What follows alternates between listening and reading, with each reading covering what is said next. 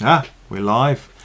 Okay, so welcome. I hope you can hear me. We've had some problems with the microphone today. So if you can't hear me and all you can see is my mouth moving, then let me know and we'll try and fix that. But welcome to the quickfire video analysis session for today. We are looking at CJ today, so thank you to CJ for giving us your video clips. As always, if anyone is watching and you want to make any comments or ask any questions, then feel free. If you just type it in the comments box, either on Facebook or on the YouTube, then it will come through to me and I will deal with those as and when they come through. So without further ado, let's nip across to the iPad and start having a look at CJ. So first of all, what we're going to do is we're going to do a quick review of all of the clips. We've got super short clips on these. There's quite a few of them, so we're just going to whiz through just to build up a bit of a picture about CJ and her stroke, and then we'll go from there. All right, so see what we got. Okay, we got a side view on CJ's right hand side. You can see the body position there. Okay, so that's that one. Let's have a look at the next one. I will go through these again a little bit more slowly, but I'm just doing a quick review about the clips that we've got. Okay, so the same side above the water this time, seeing the recovery in the head position. Okay, that's fine. Okay, CJ, if you're there and you're watching, then feel free to say hello and what you think of my comments. Okay, so next one. Okay, we're going the opposite way now, underneath the water again. Again, look at head position, the catch underneath the water, and a little bit of the body position and the legs there. That's fine. And okay, so the next one, we're coming the other way. Again, above the water. Right, okay, good stuff. So breathing, just breathing on that one side there, I notice.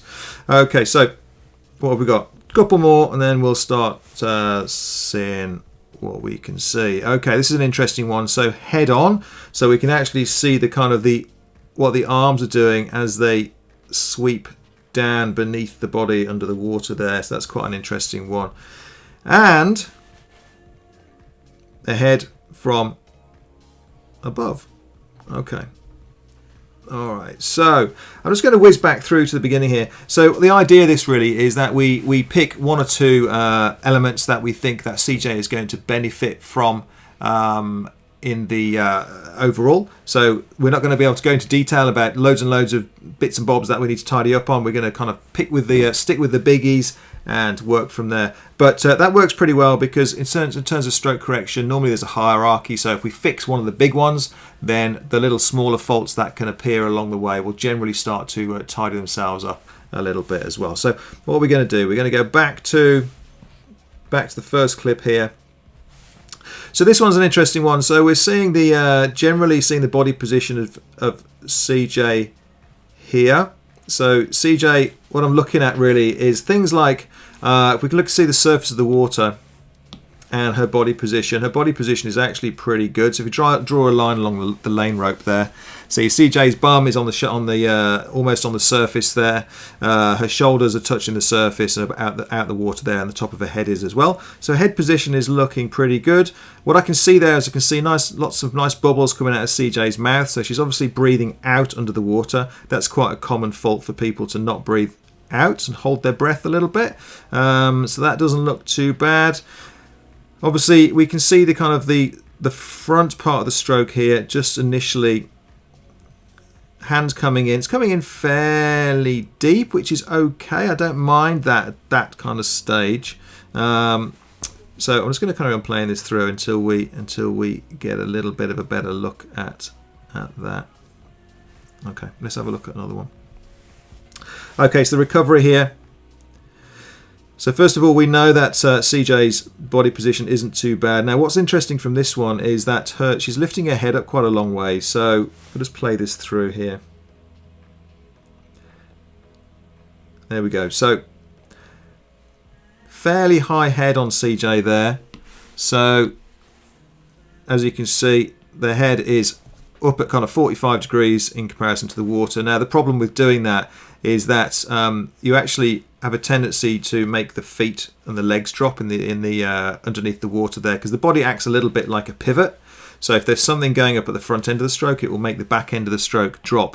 And if the back end of the stroke drops, the legs drop, then it's going to add kind of drag, and it's not going to be the most efficient way of moving through the water.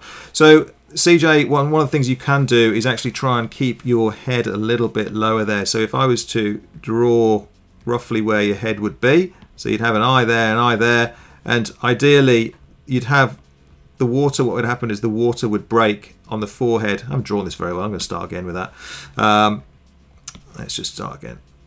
So the head would be there, and what would happen if you kept the head down and you had one goggle there, the water would come up and it would break on the forehead and then would actually kind of dip down and then away. So what that allows you to do is keep the head down nice and low, and that will help the legs come up. Now the bow wave actually, because it creates this little trough, will allow you to breathe here.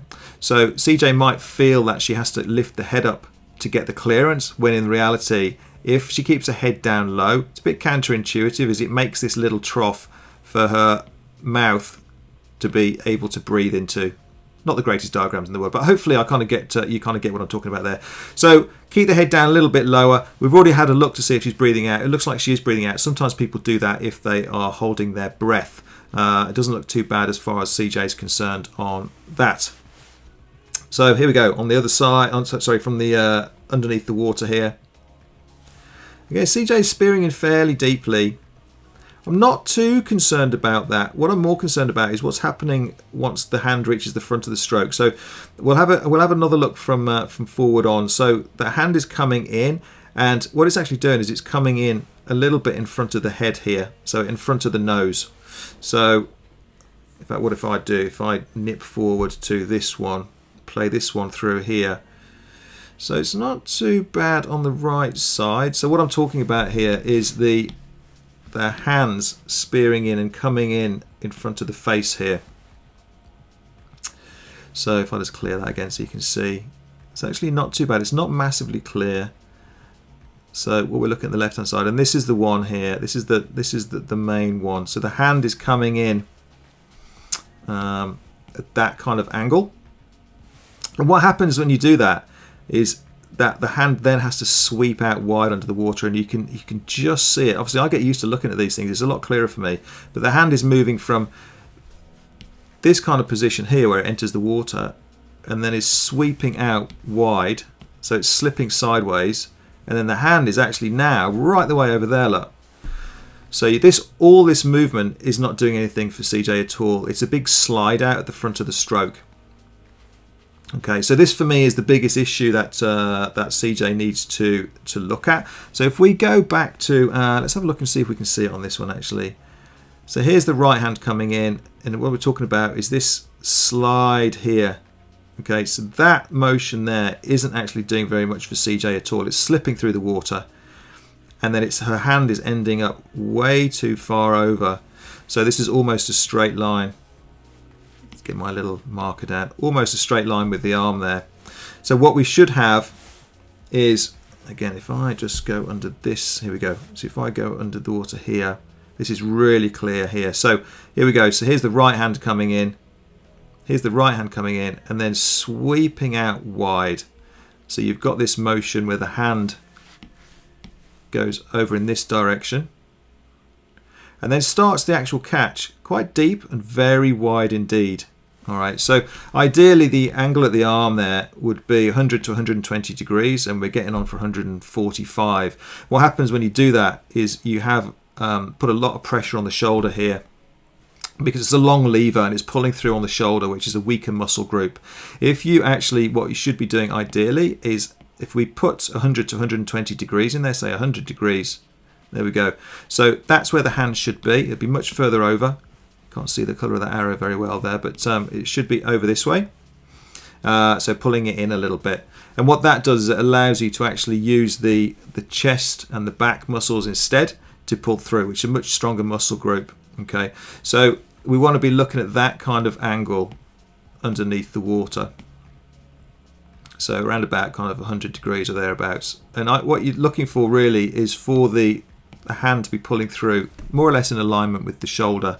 It's going to be a much more effective way of pulling through the water. So we play this through. Let's get rid of that writing. Play this through on the other side. You can't quite see it because she goes out of camera shot a little bit, but you can see, we can see already that the hand is not in shot. Ideally the hand would be underneath the shoulder down here somewhere at that point.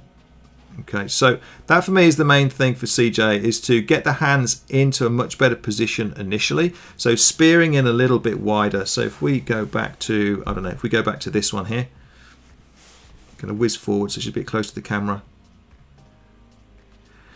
And actually look to spear in a bit wider with those hands. So they'd be entering the water and moving forwards at this point here. So almost like she's going to be swimming down on tram lines. I think the best way for me to illustrate this is if I show you, freestyle paddle. Let's have a look at this one. So this is Paul Newsom from Swim Smooth demonstrating. I'm just going to whiz this forward, and we get a nice. Oh, we're going to try and find this underwater clip here. Here we go. So Paul's using the Finnish freestyler paddles here, and what they do is, because they've got a little keel on them, if I get myself a little pen again, because they've got a little keel on them here, there's a keel here, the keel makes the paddle go more straight in the water, and it won't let it slide out that way because the keel will obviously come up against the resistance of the water. So extend forward and then press the fingertips down on the front of the paddle there to actually engage the start of the catch. And this is the kind of angle we want to be looking for underneath the water. So that's a much better angle there. So if we just kind of have a look at that. So it's much closer to 120 degrees there, as we can see on that side. And then on the right hand side, a similar kind of thing. So he's looking straight down his arm. Oh, wrong one. Looking straight down his arm here. And there's much more control in the catch. It's pushing down. And we've got this nice vertical forearm on the elbow. At the elbow there, and we're changing angle here as well, but you can just see it, the way it pulls through, and it's not pulling out as wide as CJ's does. So it's a much more effective way of catching the water and then using that much stronger muscle groups to pull through. So you can practice that with those freestyler paddles. It's quite good to get some coaches to give you some feedback on that and actually kind of give you some verbal feedback in terms of whether your arms need to be pulled in a little bit more. You can also do drills like the doggy paddle drill. Let's see if I can find that on here. Doggy paddle. Here we go. Doggy paddle drill. And again, thanks to Swim Smooth for providing these videos for us. I am a Swim Smooth certified coach, so we use a lot of the Swim Smooth drills and the kind of methods in our coaching. So if you haven't heard of Swim Smooth, then be sure to look those guys up. So for doggy paddle, let's have a look underneath the water. It's a bit clearer. Here we go. So it's like front crawl, standard front crawl, but recovering underneath the water instead. So the hand extends forward. We get that nice catch at the front. Here we go. That's the same as what it was with the paddle on. And then we're pulling it through, and we're making that nice strong angle in the elbow there and pulling through.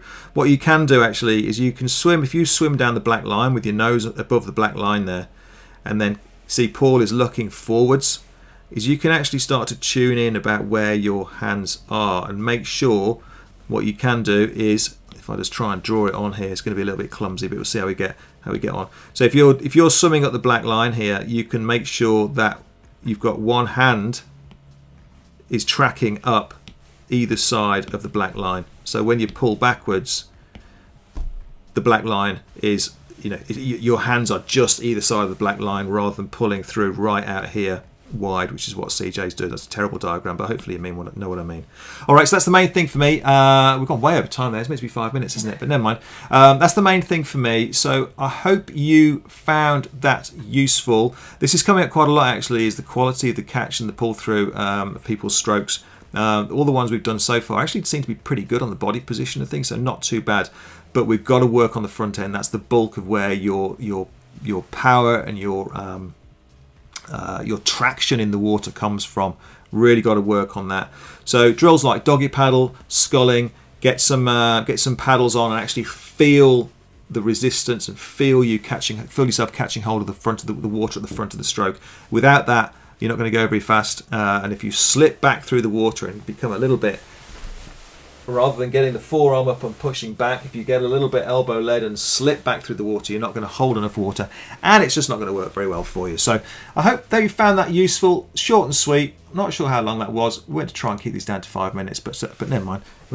Most important thing is that we get the points across. So that's it. I hope you found that useful. If you've got any comments, continue to put them in the comments box below. They will find their way through to us. We'll be doing these regularly, trying to do them every week. Lots of other bits and bobs. So if you find it useful, then consider subscribing to us. Hit the bell, and then you'll be notified when the new videos come in on YouTube. And that's it. So thanks again, and I shall see you next time. Take care.